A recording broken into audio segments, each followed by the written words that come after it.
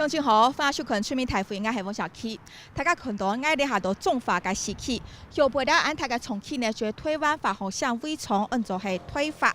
推法到种法提起有52年嘅历史研究咧哦，因为佢保美生产所产生出来嘅欧洲空气有土嘅废气物，然后重新采体界面哦，有互相大家同股，佢就按叫做系推法派嘅空气哦。所以到9月份其实按到金草金台pan嘅议题，对呢个推法从会晒出种法。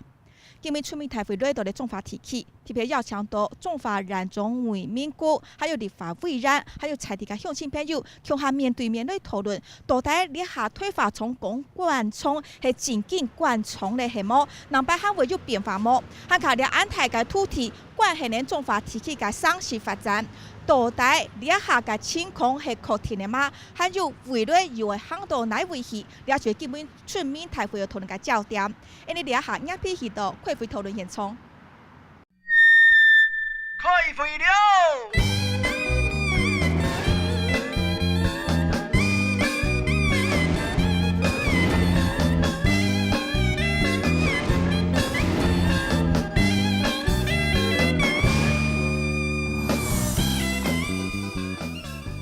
好，欢迎大家嚟下听咱讲条来到开会讨论嘅现场。两批为大家稍个来宾，提为我们东然县委少改系种法染种魏明姑魏县长，你好。各位电视机前的观众朋友，大家好，我是彰化县长魏明谷。欢迎县长来，你请坐。第二位来宾，我们介绍是立法未然黄秀芳黄委员，你好。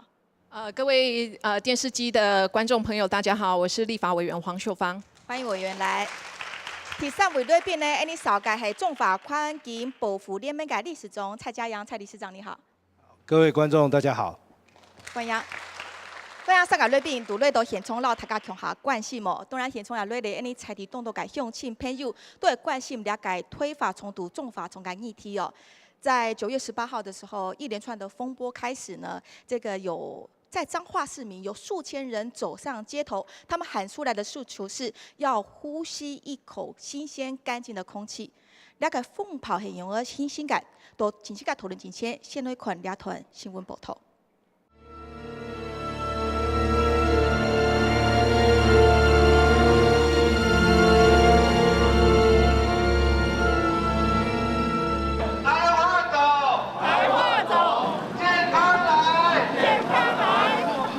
在台化周围88间学校55000名的学生，我们不愿意再继续呼吸这样子受污染的空气了。9月18，中法移冲水台嘅有限空间，学生儿用投机清显空腹质朴，其他还有地面储服也回到环卫空间去处理。现在就住在那附近，然后就经常会闻到一些废气，然后家里的空气清净机其实每天都在运作，然后也确实看到里面真的是蛮脏的。亚庆声音保卫能让政府诉求终结推法，不过合法是可止。好，欢迎魏明谷魏县长莅临现场。主在中央台湾能够上京来管政府，管政府一定会邀请法律的专家、环保的专家，甲咱环保的团共同来。加强新扎呢，好不好？好不好？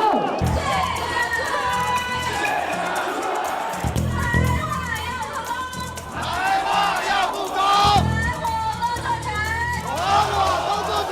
彰化市未来的发展，台化没有理由留在这个彰化市的市区。10年初6，推法公司因为不服劳环保署提出行情书面，都推被煽风打吓，中法民众嘅上任才动动我背。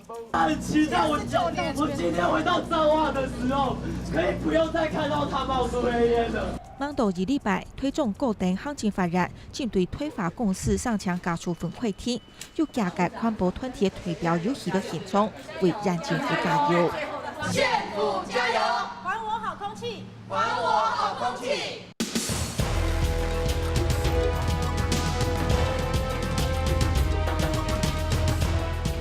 从9月份到10月份，中法院为了争取7的空气，改变50年来空污嘅命运，展现团结性。12年頭，退法加處分案裁庭駁回，中華人政府昨日講全面養力。退法案大家重啟，3季都跳過，無論語失調也係安保失調都經排放界染重點睇咧。冇回去，順調界事態高染，源頭嘅演變多咧，應該減少冇強用咧。以前如果它在排放狀態的時候，其實不分下雨還是晴天都是蒙蒙一片。那現在其實狀況可以看到是改善非常多，然後還有實際聞到的情況也是沒有那樣的怪味道。退法從西廠係確定一下，有染冇染有檢查，中法院希望做得原然看到前景嘅藍天。到洋片地图那看到这个抗台化空污不止在地方呢沸沸扬扬，事实上这个议题也在全国上都得到它的能见度。这个台化厂台塑的台化公司，全名叫做台湾化学纤维公司啊，在彰化当地已经是变成一种招牌，特别是当地人都称呼它有一种台化牌的空气。外县市要进到彰化，首先迎面而来、扑鼻而来的是让人家记忆难忘的味道，这也变成彰化的一个记忆了吗？到底彰化台化厂它的一个档案它的来由，其实最早在1965年就成立了，到今年2016会是正式的终结年份嘛哈，其实有51年的历史。它的位置呢相当特别，因为它开发的很早，它是现在位在彰化市区的门户地带，也接近整个风景区跟彰化火车站，算是市中心的精华区的精华区了哈，所以当然它所排出来的或联动带到的影响，都会是比在空旷的场合会更不一般的。那再来看它总面积有74公顷，差不多等于1756个篮球场这么大。那厂区呢，目前有这3个这样的一个厂区的生产，主要呢这个气电共生设备也是在过去比较受到质疑的这一套生产，因为它是燃煤，所以呢这个锅炉操作许可在今年的9月29号到期，也是这一连串的关厂或者是说迁厂的纷争事件之中的一个开端点。主要大家看到的是它的燃煤量一整年41万吨，是占了全彰化县的60%哈。台化纤维公司本身营运的状况是怎么样呢？其实看到它2015年的营收跟损益看起来是赔钱的哈。今天欢迎魏县长来到我们的现场，谢谢你来哦。县长，刚刚你在影片当中提到，如果在它的生产或者是它的排放没有合符这个环保规定、环保承诺的时候，它是不是其实真的没有理由在彰化继续存在下去？其实我们台化，我们不是要让它关厂，我们是希望说它能够合乎这个环保的法令以及排放的要求。所以我们在台化我们有14张的操作许可证，那3张我们没有继续让它许可，但是还有11张。那11张它这些锅炉都是2吨以下的，根本就不用申请。所以台化自始至终现在它还继续在营业我们并没有跟它关厂，只是说它那3张大型的锅炉它没有符合这个环保的规定，我们拒绝继续发给他操作的许可。是。那我们来问一下哈，从小在这边生长，然后甚至读书的环境就在周边的，我们今天有青年学子到场，可不可以来跟我们谈一下过去你的生活经验里面，台化厂带给你是什么经验？因为我自己就住在台化附近，对，然后只要每到下雨的时候，家人就是一定会赶我们一定要去关窗户。为什么呢？因为下雨的时候，台化都会在雨天的时候疯狂的排废气，然后它排一排，因为雨下来。就会积在这附近，它风吹不走。是什么样的味道？就化学物质的味道。臭还是香？还是臭啊！当然是臭这样子哈。那这样子闻到臭味的这个平均的日子大概都多久呢？就是晚上跟下雨天，只要有下雨就会有。我小时候以为就是彰化是个农业大县，所以我们的空气应该算是很好的。然后就闻着就习惯了，然后去到因为我现在在花莲念书，我才知道什么叫做空气。所以都是相对照之下才知道什么空气是好，什么空气是不好。谢谢你，也辛苦你闻了那么多年的味道。那其他在地是不是有其他乡亲也来跟我们谈谈？生医师、长医师，那你实际的感受是什么呢？我是在彰化出生长大我家的阳台看出去就是那3只烟囱。然后我在20几岁的时候到台北去住了20几年再回来。就是皮肤会过敏，然后这次回来住了7年，就气喘，蛮严重的。所以后嘎仔县长，感谢县长让这3支烟囱停下来，所以现在就放心了。实际上，在彰化的实际感受跟具体数据来讲，到底空气有没有因此停炉而变干净？我们来看到2016年在台化停工以后，做5日的平均值做比较，二氧化硫就下降了38%。我们现在谈到的闻之色变的 PM2.5就下降了47%。所以在这个数据上来讲，原来那3个锅炉一停掉大烟囱之后，在这样的一个具体环境上就有一件明显变化。局长，事实上呢，在环保局做的一些监测跟调查，可以跟我们的乡亲说明一下吗？在这个3个锅炉停机停厂之后呢，事实上我们现在的环境周围的空气品质是如何？台化的这个硫氧化物占全县污染的贡献量大概10%，那氮氧化物的部分是13%。那我们可以具体从我们彰化测站来看它数据的变化。那10月份的时候，它就PM2.5下降了25%，那11月份的时候下降了这个17%，所以它有具体的一个贡献。那我请教一下委员，从出生在地，您看到这个彰化台化厂在彰化有功有过，悲喜也很难说明啊。台化厂在这过去的50多年来，在彰化上的发展，您看到为什么在今年会有一个那么剧烈的变动？这是反映了在地乡亲一个集体的意识，或者是现在大家对环境或者空污的要求都是越来越高，这是一个不可挡的一个趋势。台化在这边50年哈，那我们也看到往年也有一些对台化的一些抗争呐哈。那我们也知道说，最近这几年大家环保意识的抬头，然后公民意识对环保的这个要求越来越，就是认为这个是我们最基本的这个呼吸新鲜空气是我们最基本的人权哈，所以也因为这个魏县长他担任县长，那依法行政，那才有可能今天台化这样子的目前为止因为台化也一直都没有在补正嘛所以这3个锅炉就目前就是先停止。那其实我是认为说，是因为全民的意识抬头，所以是这样子一个全民的力量来把这样子重污染的这个工业会把它的脚步停下来。不过今天我们在这样的一个论坛现场，我们很关心一件事情。现在看起来关厂是确定关厂吗？还是说将来它会有其他的变化？我们透过这一张事件簿看到目前在这边的抗议官司里面，还有一个他们向环保署申请的这个行政诉讼。那这个诉讼到底台化方面会官司打赢呢，还是彰化县政府打赢呢？如果我们假设是台化这边会继续再进行这个官司的话，那接下来会是什么样的变动的情形吗？这个问题当然我要请教我们的魏县长台化他在我们这个操作许可没有继续发给他的时候，他向台中这个高分院高等行政法院提起这个定暂时状态假处分，就是说保护它可以继续生产。对。是。但是这个部分因为这个裁定他输，那我们彰化县政府这样的作为是对的是。那最后他也没有在抗告，他没有抗告，所以变成说是我们这样的处分是对的，是赢的那现在他行政的程序，他现在是提出诉愿，现在在这个环保署那环保署在16号会延迟辩论，会邀请我们台化跟县政府到这个诉愿委员会延迟辩论那延迟辩论结果我们不知道，但是我们彰化县政府现在是有做这样的一个充分的准备，做好准备。所以事实上，在我们的立场在依法行政的情况下是没有行政瑕疵的。对，是我们是这样认为的，是站在对的这个方向。那林世杰议员我也要请教企业方提出认为他的损失是来自于县政府甚至在地方上的一种阻挠而产生的一种损失，所以提出国赔，这也形成在地方上或者地方政府的某种程度还是得去面对处理的压力。您在您看这个企业方提出的国赔，你们会担心他们变成实际具体的压力落在你们的身上吗？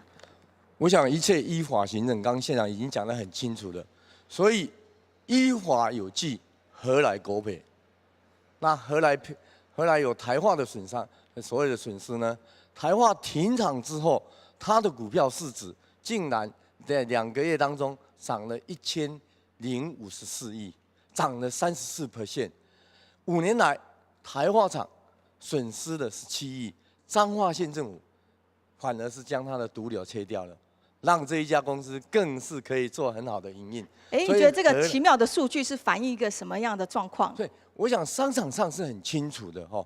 这个股票市场是一个非常的敏感的反映一个公司的营运的状况，那完全是依法行政，何来国赔？而且如果有任何损失，是台化不依照彰化县政府要求重新提出申请。如果他重新提出申请的话，彰化县政府依法还是可以加以审查的。所以我想这一切的所谓的国赔都是障眼法。依法有据，站得住脚。谢谢。那我请教在地乡亲哦，我们在918动员了数千人上街抗议游行，为争取一口新鲜空气的权利而走。那现在呢，在目前这个官场到底可不可以正式确定下来，让大家心中的一个大石头掉下来？大家现在对企业方提出现在还在持续后续的这些混乱的官司，你们又有什么样的想法跟意见要表达呢？我们先请这位小姐。因为现在很多的专家学者都说，它造成我们各种疾病、癌症，甚至什么血管的疾病、失智症。那我觉得我有癌症，我也想要他陪我，对不对？那不止他跟地方告，其实你们也想告企业。对，因为我爸爸也有癌症，我爸爸已经过世了。那现在我的邻居有好几个有肺部方面的癌症哈，我在想我们应该来做的是，我们大家一起来跟他集体来跟他求偿哈。我觉得是不是应该要有这样什么样的单位来协助我们？我觉得这个可能比较具体一点，对我们才是真正的帮助。好，谢谢你把声音提出来。还有这位同学要发言。我们一直眼睁睁看着我们身边的人、身边的亲人，因为台化造成的疾病、造成的癌症，不断的在离开我们。结果今天台化它造成我们身边的人一直来离病，却又要来反告我们彰化县政府，实在是这个企业非常的恶质，它跟彰化完全没有任何企业的道德存在。但是除此之外，其实彰化人现在最担心的就是，是不是这件事台化关厂之后，到了环保署那边，我们看到林应元署长，他对这件事情不像我们的彰化县环保局以及县长，我们的方向非常明确。彰化人现在最担心的就是，是不是这件事情之后到了中央又会被打回来。是，那在地方来讲，除了县政府坚持他们的这个依法行政立场，地方上的全民会不会也是县政府的后盾？当然，其实，在台化这一次的918大游行，我们看到大家愿意站出来，还有更重要的，我们的学生、我们在地的青年都站出来了。我想彰化县政府以及环保局绝对不要担心，依法行政，我们不要再让台化继续下去。彰化县民一定会是彰化县政府的后盾。是，谢谢。会不会地方上坚持的价值到了中央，却会有一些低头或者是妥协？事实上，地方上也有这样的忧虑，是不是？因为它的气电共生厂，它其实就是挂羊头卖狗肉。目前环保署正在审查的诉愿案，我们认为环保署它现在的立场好像是站在财团，它不断的在帮财团解套，它不断的在刁难彰化县政府的诉愿程序。小英政府说他们会是最能沟通的政府，我们现在开始慢慢怀疑小英政府，你是最能跟财团沟通的政府吗？彰化县长做的民调，65%希望台化迁厂。如果当时彰化县长是用彰化市民做民调，我们相信是90%以上。况且台化，我真的奉劝台化高层，因为你已经开始在彰化打广告了。12月底，台塑生医观光工厂即将开幕，我会很期待台化董事长王文渊、洪福元副座，请你们就邀请彰化县长莅临剪彩。我们真的很欢迎这个观光工厂，但是我实在很怀疑，当你一个观光工厂可能要邀请彰化县长去帮你剪彩的时候，你难道还要继续在环保署做诉愿的动作，继续想要国赔1天1.5亿？如果一直没有正面的协商，都只是对立下去，接下来不会有更好的永续方法。对啊，先谢谢。谢谢。事实上，节目今天在录制的时候，我们当然也有邀请台塑的台化公司哦。不过台塑公司的副总经理林克燕林副总哦，他就表示，因为现在行政诉讼的官司还在进行当中，时机敏感，所以不对外做任何的表态。所以这是台塑企业方提出来的。那刚刚相信朋友也提到哦，事实上作为一个这么大的企业，企业的社会责任，事实上地方上乡亲希望它是真正的好邻居，它带来的不会是污染，而是贡献。最后我们再把开放时间再交给这位小姐。我觉得在解决这件事情上，其实可以看那个三赢的角色，而不是对立。哈，就是说台化这么大，我们刚刚主持人说它是国家级的企业，那应该看的不是企业的利益，好，应该要看的是全民健康的利益。哈，不是为了赚钱然后牺牲国人的，尤其下一代是我们国家的国本。好，那员工我们也不希望他失业，那所以其实他应该是也是站在他不要为了赚钱而牺牲了他自己的家人，还有他自己本身的健康，而是应该要来督促这个台化，他怎么样改善他们的工厂，让他的在工作的一个环境是好的。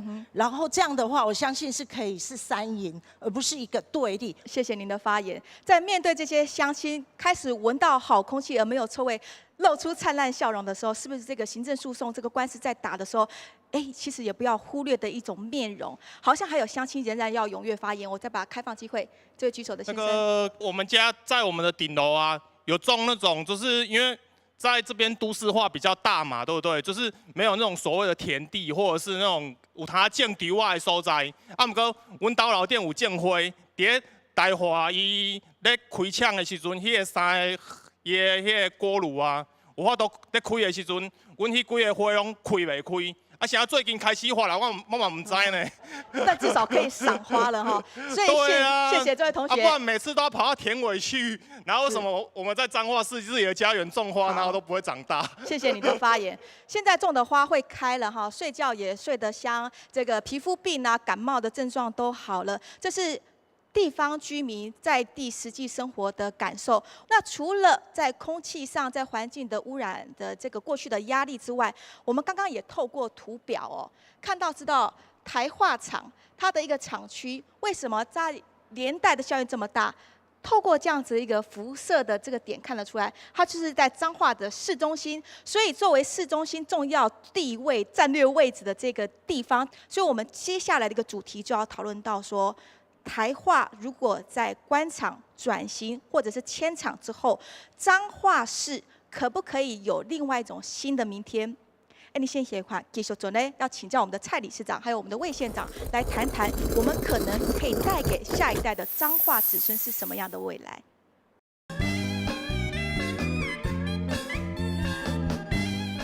欢迎大家高转到出面台会嘅讨论现场，你今日来到系种法系，都从以从呢，就讲到这个所谓台化排的空气，在现在停止之后，在地感受到明显生活品质上的不同。那除了是说空气污染之外，这么大的厂区位在这么重要的区位上。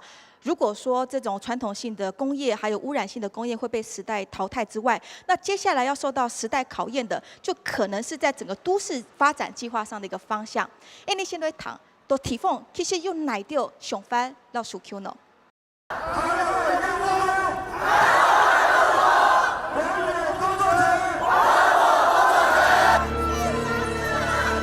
到天共党捆共下，将地种法推法从多代日平台。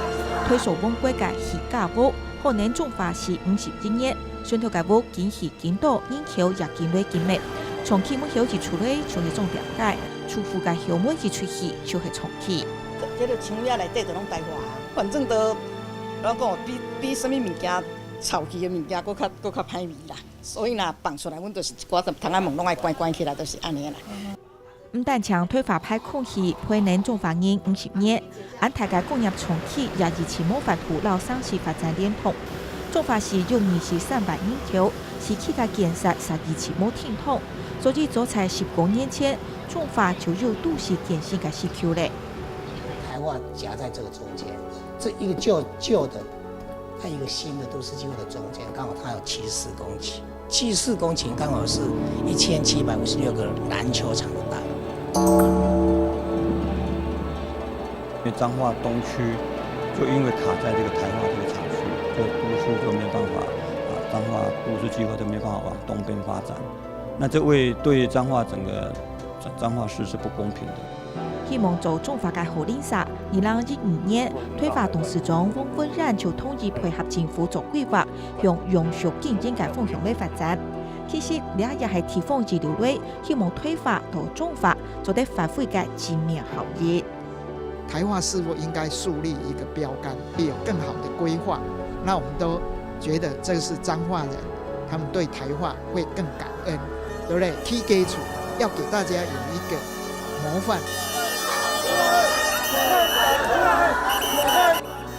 观察才会3赢，因为这样的话，第一个环境不会污染，第二个你又不会被污名化，第三个你又促进了社会繁荣，还有市民的健康。说真的，我们会感恩戴德啊。轉型係咩業界3樣嘅開始，用屬最有利嘅方法係乜嘅呢？也以上係新議論嘅社會討論。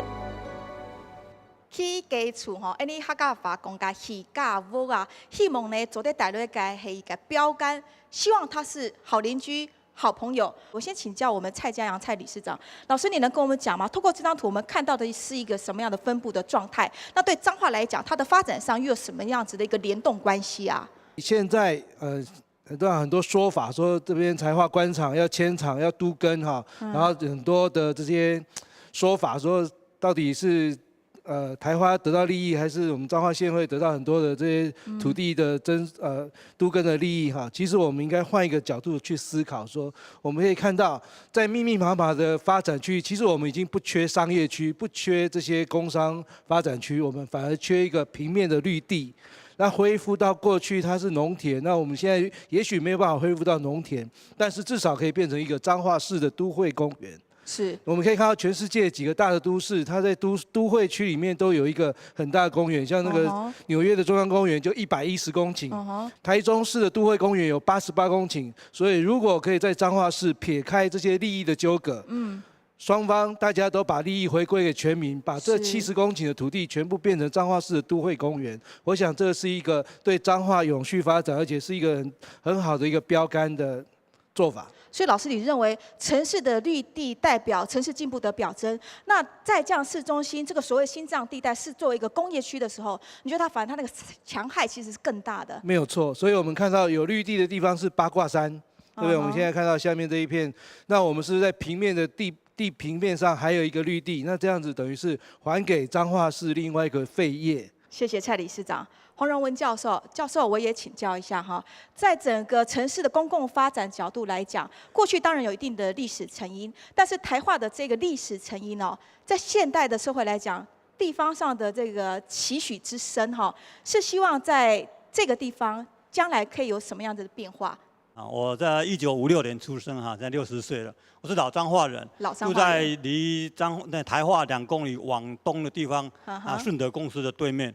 那他蓋新廠的時候，蓋廠的時候呢，我是9歲，國小3、4年級。那接下來我讀陽明國中，讀彰化高工。我每天騎腳踏車經過台化地區的時候，那種聞到那種臭鴨蛋，那種臭鴨蛋的味，有沒有吐？聞了6年。那當然在那之前3年，所以我總共聞了9年。那之後呢，我就上台北讀書。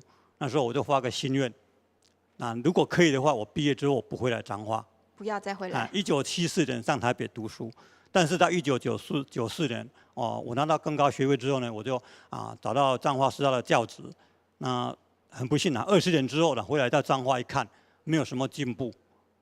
那我認為說，這個沒有進步的最大原因應該是台化廠區的關係。那這麼大的廠區，也是人家的起家錯啊，也是他的物產啊。那老師您來看，這麼資深的老彰化人，認為他應該在這個功能上有所轉型，是可以讓利給大家，甚至是大家一起共存共榮嗎？如果以功過來講的話，50年過了，台化對彰化現在是負債多於資產。看看它作為北邊跟那個南邊的國盛里、中莊里，還有復興里、和條里，你看这边的大概社区都不怎么繁荣，尤其是彰化师大，我在这边服务了22年。那彰化师大照理说，每一个大学都应该会有一个所谓的大学的校区，或形成一个聚落，然后能够带动附近的发展。可是彰化师大，就我所观察到，并没有。那我觉得这个最大的原因也是因为台化厂区不断的排放黑烟。是。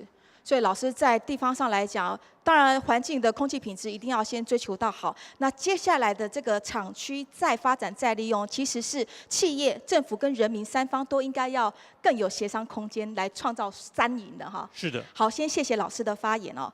刚刚蔡理事长提到哈，在这一连串的这个抗空污的事件，虽然有一些地方上的说法好像是说，抗空污会不会是个假议题？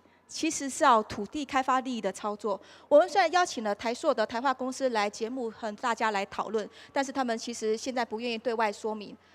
那事实上，我们看到呢，台塑集团的总管理处总经理王瑞瑜王小姐，她在2016年9月30号的时候就曾经召开了临时记者会，她有提到声明哈，在对地方政府很多在这个官场的争议上，还有许可证的发放上有很多的这个攻防讨论的时候，她提到的几点意见，我们做了整理。首先，她讲到彰化县政府呢，针对这个都市发展部分，是推翻先前与台化的协议。本来讲说厂区47%的土地是用于都更，53%呢是留于台化自用。不过呢，他现在认为这个新县政府的都市计划一开口，难道就是要人家全部起家错的土地吗？这究竟是一种谣言呢？要破除，还是有一些什么误解没有说清楚的地方？那再来第2个部分讲到，政府只是要我们的土地把我们赶出去，我就这2点请教我们魏明谷魏县长，这样的陈述指控是沉重的呢，还是说可以借着今天场合，你可以做详尽一点说明？其实台化这片土地啊，它不是在都市计划范围里面，所以没有所谓的都更。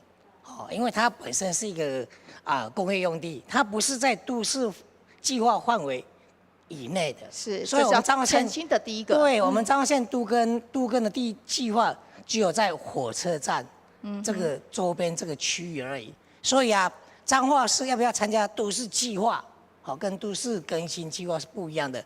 他要不要参加都市计划，其实主动权在于他，因为所有的74公顷的土地。全部都是他的，没有一笔是我的，也没有一笔是彰化县县民的。他要不要参加，主动权在他那边。他自己说要怎么规划，其实也是他。那目前我们所知道的在102年，就是在前县长卓伯源的时代的彰化县政府有跟台化有做台化开发的。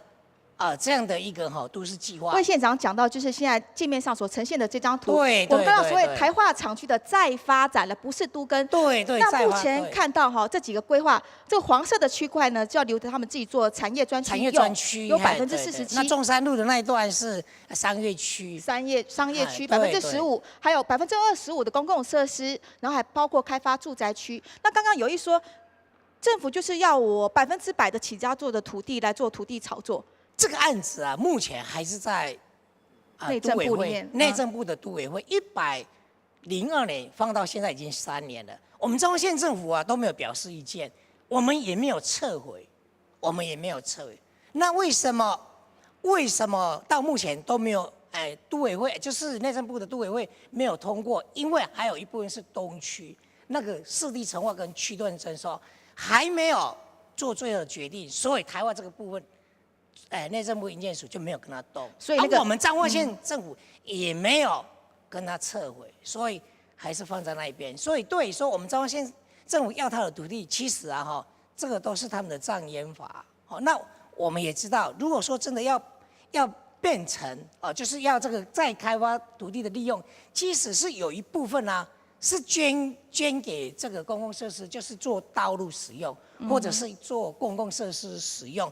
其实这个也都是属于彰化市的市民的又不是我个人的，所以这个部分我还在这里澄清。其实都对这个厂区再发展的开发的方式，其实是对地主对台化是最有利的。所以刚刚林世贤你也所讲的，你看他本来是一个这个赔钱的，那现在他停工了以后。他要把这些劳工、他的企业转移，或者是达到退休人退休。你看它的台化的感觉是好的发展，对，它台化的股票，你看上涨了33%，是，然后1054亿。所以他其实台湾，我觉得他是得了便宜卖乖，听起来不像是被压着打的输家啊。对啊，其实他是赢家的嘛。是，谢谢魏县长哈。议员，我请教一下，这个图啊是台化本身提出来的。哦，台化本身自己提出来的。它不是都更，它是加入东区扩大都市计划。是。台化2个都要，一个它要土地开发的利益，一个它要保有火力发电厂的利益。你是说这个产业专区原来还要做传统的工业？大部分都是还是火力发电厂。那你们觉得他们东也要西也要，在你们讲会觉得不合理？对，当然不合理。这个污染是彰化县民所不能忍受的。那刚蔡理事长提说，希望100%都成为公园绿地，这是当然是我们所有的市民所希望的。但是都市计划法是不可能的，都市计划法是不可能。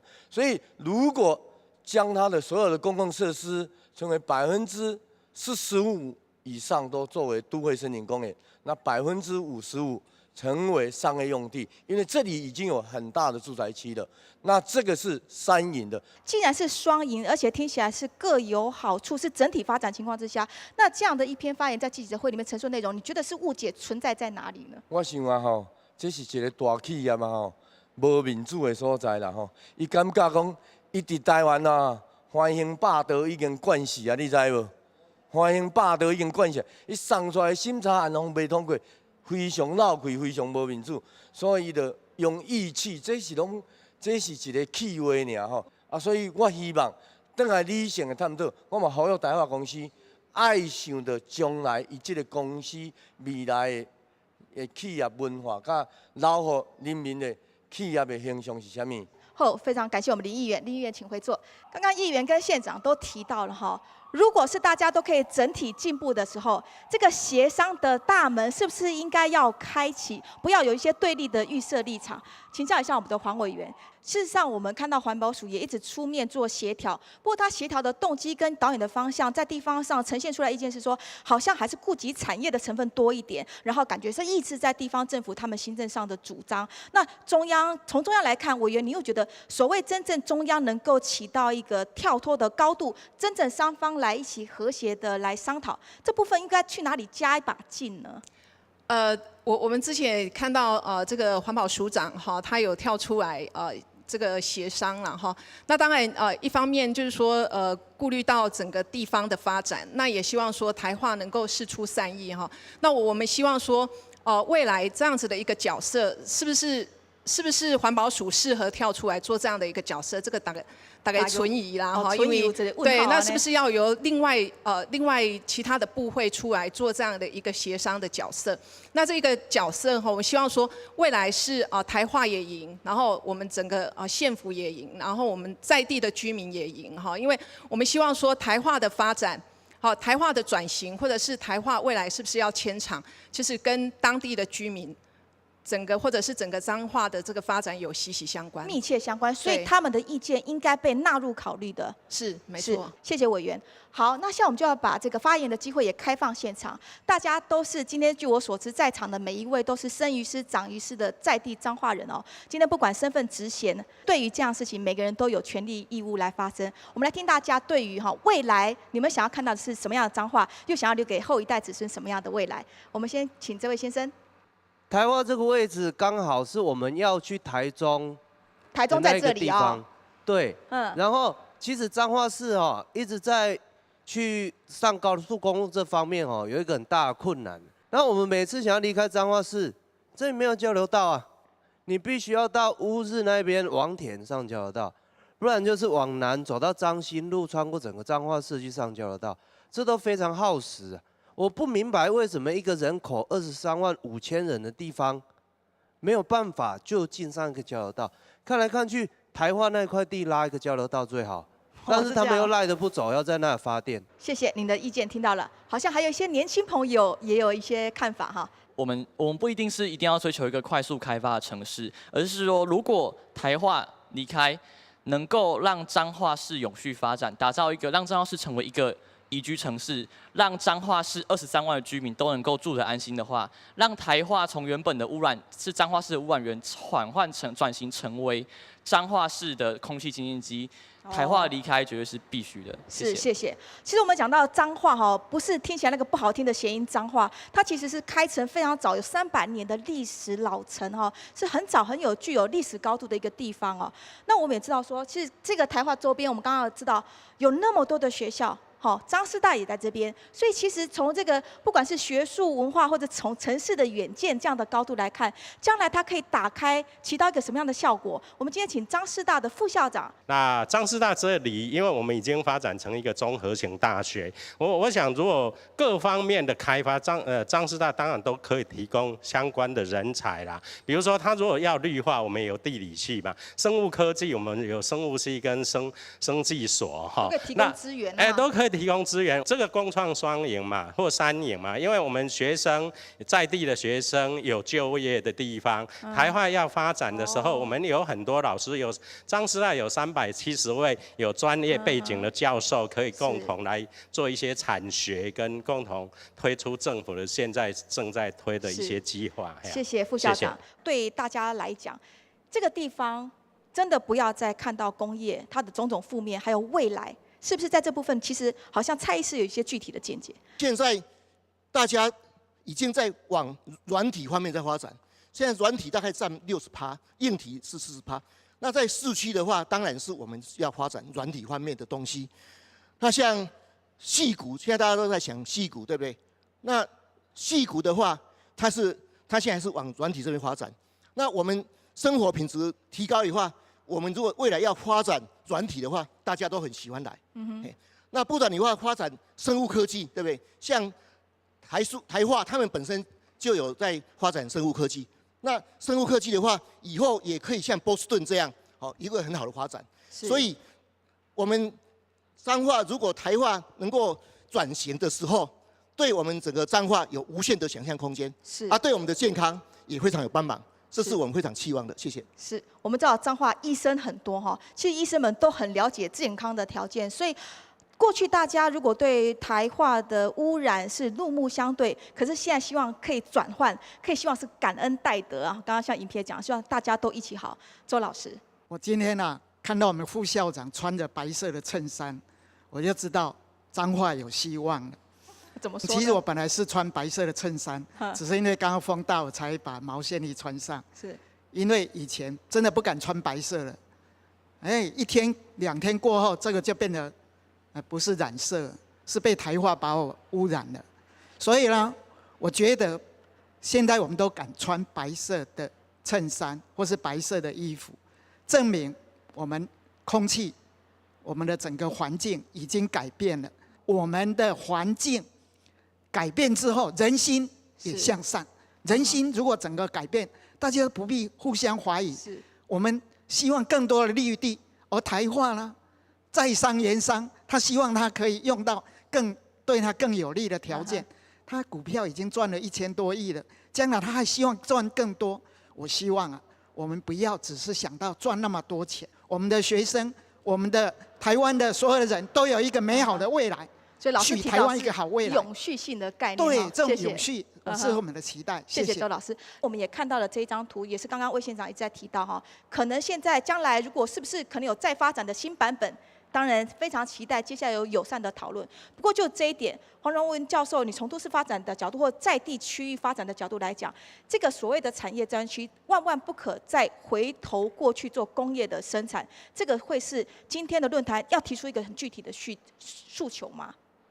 我们真的感谢魏县长背够挺，腰够直能够顶得住中央的力量，还有财团的压力，那让我们这个台化的3座锅炉能够停机。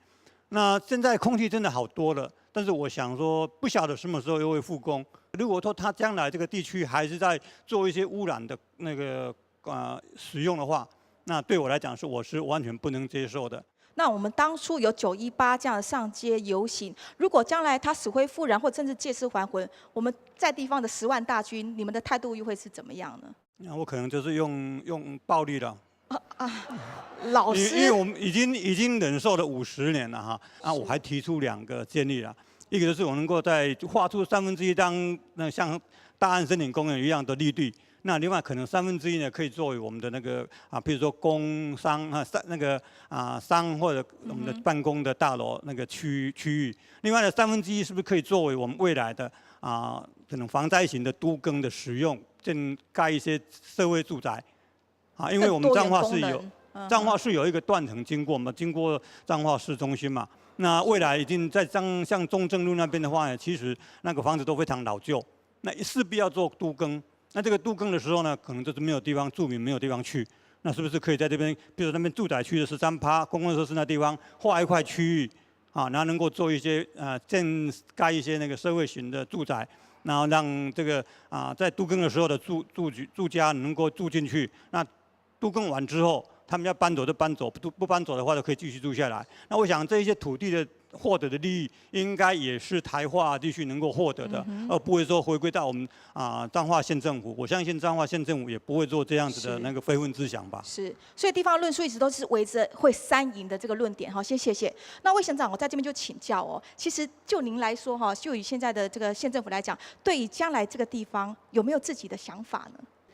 我们是希望说整个商业区来讲的话，因为可以引进大型的这个购物中心，那我们在台化的后面，这个将来我们铁路高架以后，我们希望能够做一个简易车站给台化来使用，增加台化的价值那但是有些人的看法是不一样，就是说整个47%都把它划定为商业区，到底真的有这么大的市场潜力可以发展？对，所以他们也是认为说，这个产业专区其实也可以留下来，但是不要有污染的产业在那边，也可以说，产业的总部、营运总部在这个地方所以这个我们都是可以跟专家接受他们意见，大家是可以讨论的。但是我们所以这个要透过讨论。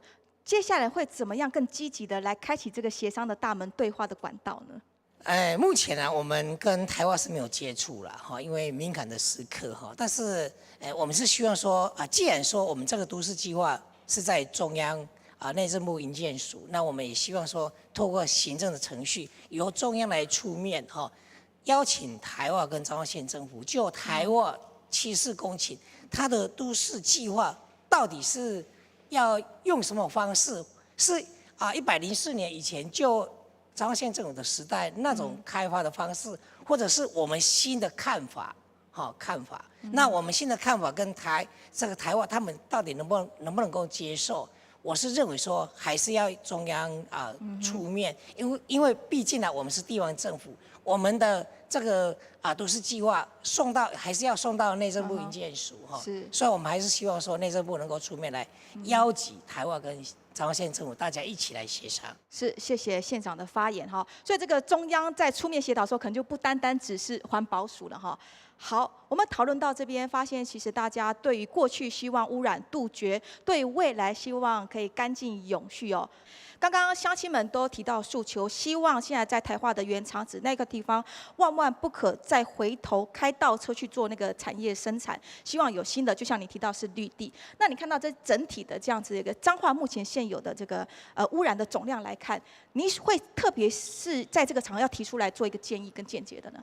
其实我们知道，环境污染不只是空气，包括土地污染，还有水污染那我们知道北彰化、和美、彰化市、鹿港这一带有非常多的农地，上面都种了很多的这些非法的工厂。那我们知道现在政府的政策又想让它就地合法，其实这就是小型台化的翻版因为我们知道那个电镀或者是那种纺织这些废水都是直接排到农地，甚至打到地下水层。我想这环保局这几年也都是严加的查缉。那这些中小型工厂散布在这些农地，其实它的污染是更难去控制的，而且因为为了要节省成本，他们通常污染是直接就排放掉，所以我觉得在这个政府，比如说我们的彰化县区域计划，就把这边划作是彰北的开发区、彰北的发展区那其实就要再重新的去思考，到底这些农地的资源，或者是这些农地上面的工厂，是不是应该辅导它做一个产业的集中的专区，而不是就地合法。我想这是未来我们彰化市在面对土地利用跟污染的控制上，要再深度的思考。事实上呢，我们的中部4县市台中、彰化、南投跟云林，我们有4县市的跨区域的一个治理平台。那在过去呢，我们彰化县就提出了这个很长的全名公司场所使用高污染特性燃料自治条例，显然针对的是这个空气的排放，那刚说各种的毒物都是不得检出的这样的一个地方的自治条例已经送出去了。那呢，刚刚包括像蔡理事长讲的，各种不管是空、水、土的各种污染都应该一并纳入考量。我们来看到现在彰化的空污自治条例，我们未来希望可以有一些救星的地方哦。目前的状况是怎么样呢？105年的7月通过，8月送环保署一停一卡，就是到10月份，然后被环保署退回，要求再审。一样的例子其实不陌生，我们往下看，一样都画叉叉，都是被退回来，理由统一，全部都需要补件，其实也等同于退回。魏县长，我请教哦，我们在这样子地方上有一定的特殊环境条件特性啊，哈，你会希望地方上各自治的权利可以再得到更大的授权呢，还是希望去中央你就订立统一的法规？如果说这个空污法要全国一致性啊，其实我们地方政府我们也会尊重立法机关这样的一个法律的一个决议哈，就是一个法律的一个修正哈。那毕竟呢，我们地方政府我们通过的自治条例在我们的位阶是最低的，好，所以我们通过了以后，其实因为通过以后。还是要中央要不要让你备查？好像这一次我们加严就被退回来。那基本上如果说立法机关或者是我们中央的环保署说他不要全国一致性，要有部分授权给地方去自治的话，当然我们地方政府也希望能够让我们有这样的一个自治权，因为毕竟每一个地方。这个环境的品质会不一样，有些地方根本就没有工厂啊，它空污对他来讲没有用啊。但是我们对于说，一个一个地方的发展跟工业如果说有抵触的话，我们希望工业这个污染的部分能够降低的话，其实也应该要有部分授权给地方去自治。是，那委员您怎么看呢？目前那个空污法在立法院有10几个版本了哈。那中央跟地方的像彰化县政府这边的这个自治条例，它的标准跟范围又跟中央的这又不太一样哈。所以未来就是说，如果可以授权。就是说可以充分授权给地方政府的话，针对地方的这个需求，然后有加严的话，我认为说这个是未来的希望，未来修法的话可以朝这个方向哈。那因为以目前来讲哈，中央的这个空污法跟地方的自治这个可能会有这2个法可能会有一些竞合，可能有一些拉扯哈。所以空污法在我们这个委员会。也许在这个会期如果召委可以排得到的话，空污法也许在这个会期会排这个整个修正草案会在委员会来修订。那如果排不到的话，也许是在下个会期，就是第3会期针对空污法来做一个修正。是，叶理事长。地方自治，咱来看美国，伊是足尊重地方，所以美国联邦有伊内底一定的法律，但是像加州，伊就应定比美国更。整个联邦更好的地方自治物件，甚至已经为加州开始试行了，已经领导整个中央去改进。所以我讲中央已经定，不一定要一体所有内底全部适用所有的一个地方的县市政府。是。所以我的建议是讲，应该和彰化县还是地方，已经去因地制宜，制定出更适合因地方、永续的物件。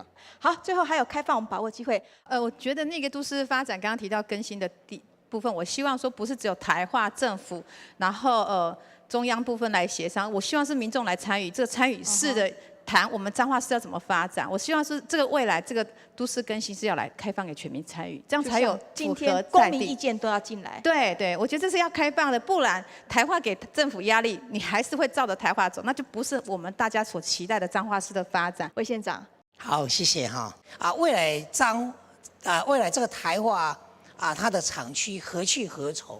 我们是希望说能够创造4赢的局面。第一个就是县民赢，劳工也赢，台化也赢，县政府也赢，所以我们积极在寻找这样的一个方案哈。所以我们彰化县政府不管是中央，我们都是我们绝对是立场坚定的，立场坚定的。是，包括我们的委员也一样。所以我们立场一定是坚定，除非说除非说在法律的部分来讲的话，我们被打压，我们无可奈何。但是至于协商啊，让我们让步，我们绝对不会让步的。我们是依法行政的哈。现场的乡亲朋友，掌声了哈，立场的坚定。讲到彰化，我们都很难忘记30年前的鹿港抗杜邦，然后还有之前的彰化的大城乡反国光石化。那到2016年的今天，我们看到再一次的全民社会运动，把这个51年的台化厂3根冒毒气的大黑烟停下来。我们希望借着今天这样一个论坛，具体而为的呈现了现在在地的民意的趋势，还有未来整个环境节能的这样的一个永续价值哦。希望这个协商大门可以真正的打开。